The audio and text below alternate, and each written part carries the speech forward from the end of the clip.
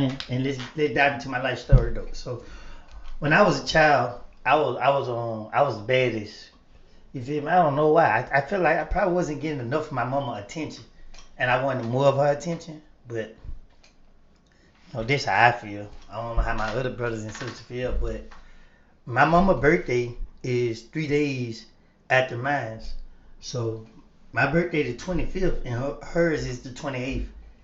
Every year we spend our birthdays together. We do everything together. So I had a I had a real attachment to my mom. Um, so just growing up, uh, I used to see my mama like sad, and I used to just sit there and I used to just watch her like, dang, I wish I could help her. Like I wish I can, you know, take away that sadness. I wish I could lift her up. So as I'm looking at my mama, I'm just like, dang. So it's 10 of us. You know, my dad passed away in 2001, so she was like really raising us, but we really was living off of um the government. Like they gave us Section 8 housings, they gave us food stamps. We just got a lot of stuff. So they only give you so much, but they did that to cripple us. Like they stopped us from going out there to strive and get more, because if they didn't give us that and we had to get it, if you ever push a person to their corner, they gonna come out fighting and swinging and whatever it takes. That's the energy that we really need, but they don't want us to really have that type of energy. But anyway, so we living out that. So all the bills don't get covered for because you got 10 kids. You got to feed 10 kids. You got to raise 10 kids. You got to buy 10 kids a pair of shoes, an outfit. So my mama's struggling to raise 10 kids by herself. And, you know, kids are selfish because we're kids. We don't know no better. We don't understand, you know, the importance of how we treat food, how we think we supposed to dress and stuff like that. We don't. We just think that we should maintain the image that we see others are doing. So we want to look up the part just like the rest of the kids. Um, as we were going, just like dang, nobody don't want to take the street life, but the way our life is, it was set up. We have no choice but to take the illegal route. We have no choice but to be a part of our environment because they just that's what we face with. So our houses started getting police started raiding our house. They doing a bus. Said that they found I mean they was illegal narcotics going on in that house, and they raided our houses and stuff like that. One morning, we sleep and we hear somebody tearing down our front door, screaming out loud commands. Search one, don't tearing the door down. 7, 8 o'clock in the morning. Y'all gotta understand this as a kid that, don't know nothing about what's going on. You y'all are quick to judge and quick to criticize. But when you come from where we come from and you understand our environment, or think to try to understand our environment, you'll see what it is that we really deal with. Police kicking down your door 8 o'clock in the morning. They got ski masks on their face. All this battle gear and armor and stuff. They covered up. Anytime somebody cover up their face and they got on all black, you think they the robbers. You think they people that fit to come take your life. But this is the government. And what they do? They tear the door down. They destroy our house. They rip everything apart. And they didn't find anything. They was looking for some, whatever they claimed they were looking for. They didn't find any of that there. But we sitting here. We can't move. Police full of, house full of polices. They bring the stinking AK-9 in here to jump over the furniture and stuff. But I'm only like what, 8 years old, 7 years old. Nah, I probably was like 8 or 9 years old. This is what I'm seeing. This is what I'm witnessing. So I'm like, wait the world. So you just like, man, dang. Every time you go to sleep, you just see the police chasing you in your dreams. And then people always wondering why you like that. Like before I even ran from the police, I had nightmares of running from the police.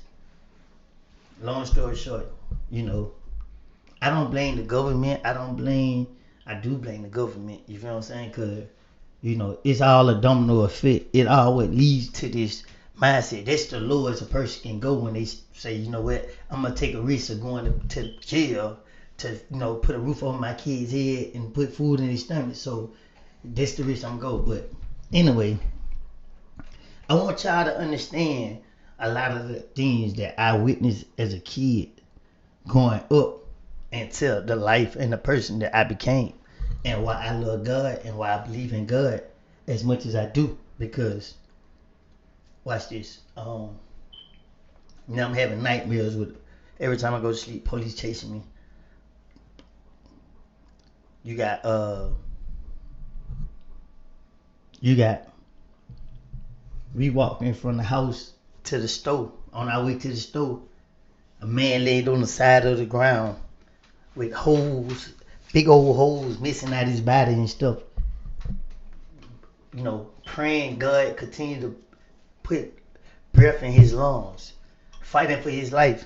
As a kid, walking past, seeing this on the side of the street. What do y'all expect from us? What do y'all?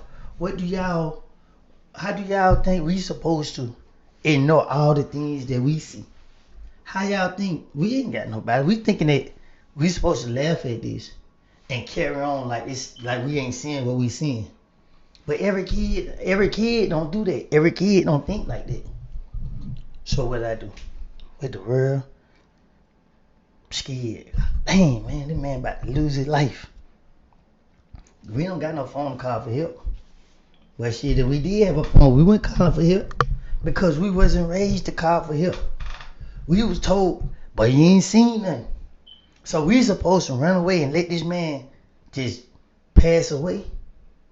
So a lot of people be talking, you feel me? Like, and that's why I be like, man, I don't care. I only care about the kids that I see growing up. I only care about the hard head kids and the ones that ain't hard head. Because at the end of the day, if y'all don't sit y'all kids down, it's gonna be a time you're gonna wish you sat your child down. The system is a system with no heart, no feelings, no emotions, no nothing. You got police kicking in the door.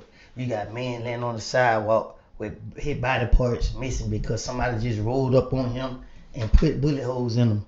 You got all type of things. You got uh when I was young, I probably like 6 years old, and we were staying in this apartment called Boat Rock.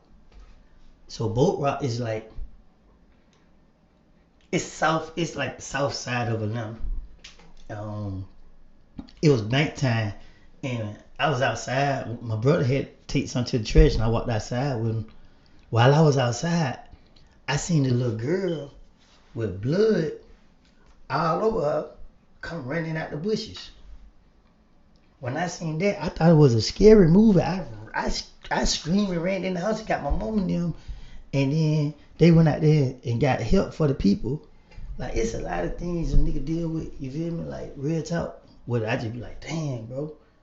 Like, dang, bro. The world is so cruel. Like y'all don't understand. Like y'all might look at me like, oh, this nigga stupid. This nigga dumb. Like I just be laughing at y'all. Like, think what y'all want to think. I'm alert. I'm aware.